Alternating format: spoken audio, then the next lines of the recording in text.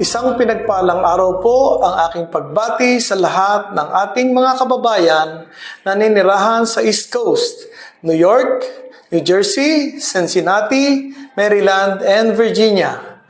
Nakakagalak po sa puso na kahit kayo po ay nasa ibayong dagat na nanirahan, ay patuloy kayong nagkakaisa at pinagdiriwang ang ating kapistahan.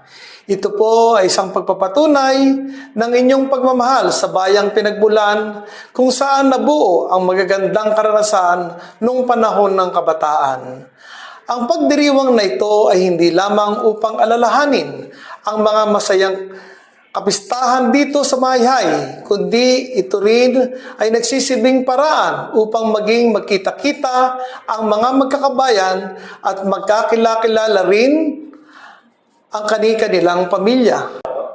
Maraming salamat po kay Ginang Lea Montañano Chapel at mga kinikilalang individual na kanyang kasamahan na nanguna upang may sakatuparan ang selebrasyong ito ng Mayhay East Coast Fiesta.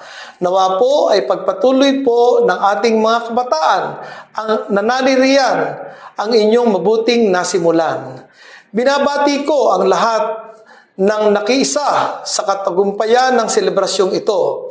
Mabuhay po kayo at patuloy na pagpapala ang nawa ay sumainyong lahat. Maraming salamat po.